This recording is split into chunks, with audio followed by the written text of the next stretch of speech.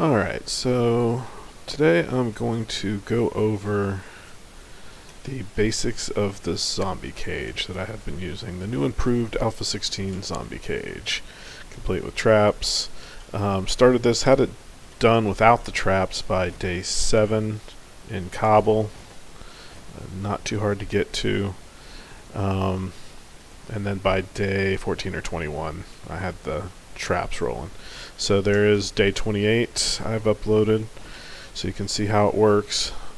Basically what I've done is I've taken poles, and that one obviously needs fixed, but for those who don't know, you can take the poles, put them next to each other. I've taken, in the last release, 15.1, they couldn't see the poles, so you could just put one pole across and they never got to you. And this one, I've put 4 poles there. You can see I've done the top outer pole in steel at this point. 2 internal are reinforced concrete, and then pretty sure the second one outside is still reinforced concrete. That way it goes over. It's like having 2 concrete blocks and then another 2 concrete blocks between you and the zombies. So they have to break through 4 steel or concrete blocks just to get to you.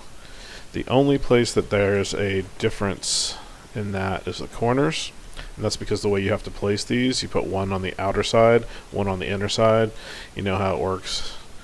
You got one there, one there. So on the inside of each of those, in this internal corner area right here, that's what these bricks are. And so when you build it out, originally I had poles just up and down here for symmetrical and just pleasant values, just so that it looked good. On the inside, what I was describing, is that since you have to have the block set up that way, when you get to your corners, I use the concrete plates, upgraded steel plates, to cover both of the corners, because either that you have to pick a side and then you're leaving another side exposed.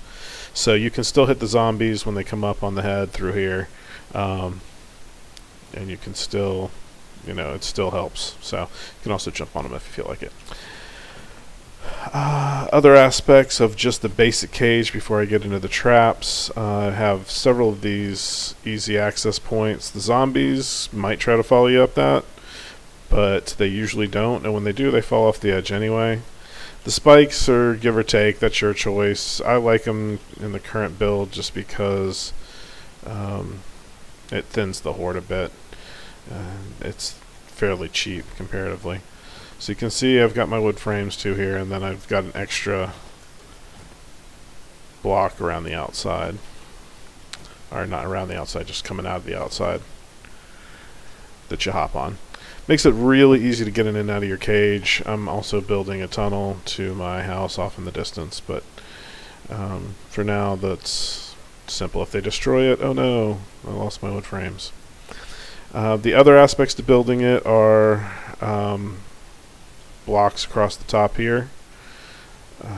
Kind of obvious, just keeping them from jumping up, so they can't jump over these poles down here.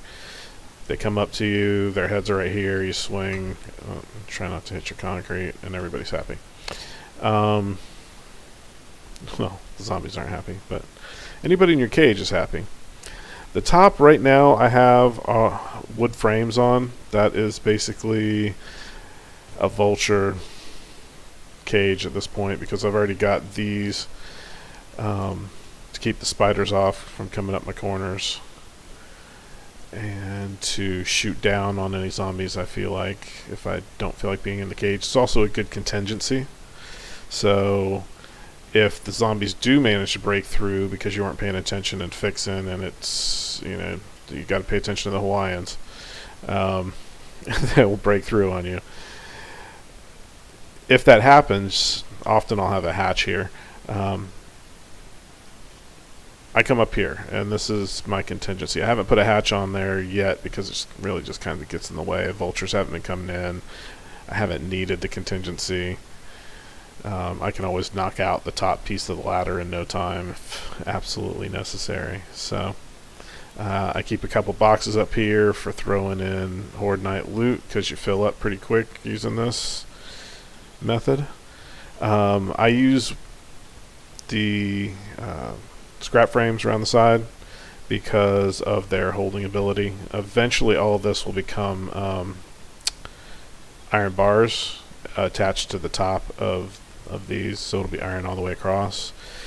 The reason I use iron bars, I know they're expensive, but you got cops, and sometimes they will vomit your wood frames away, which is not good for you. So you definitely want to upgrade as you can. Like I said, this started as cobble and wood frames. Even around the outside was wood frames and cobble. So as far as the engine, I've got a generator bank up here at this point. I have one engine in it. It generates, I only need like 26 watts for this whole setup that I've got going on with the traps, and props out to the Kugler and the Elf for working out how these traps could be most effective. So I've got 2 sets of traps rolling. As you can see in each corner, I've got well, that one somehow ended up under the concrete recently. Okay, I might have to look at that. Did they snap that? I don't know what's going on there. So I've got electric fence all the way around here, and that just comes on when the generator's on. That's just how I roll with that one. And then I also have dart traps with a switch on it right next to it. So this covers this whole line.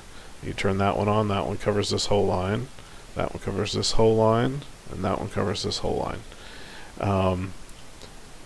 So if it gets hot and heavy, which, you know, the spawns in this build typically come from one direction, so once they decide which way they're coming at you, they're pretty much going to hit one side of this cage, if not 2 sides, because some of them go around. You can coax them around a little bit, and I do sometimes to spread the bodies out so I don't lose a lot of loot to pop bodies.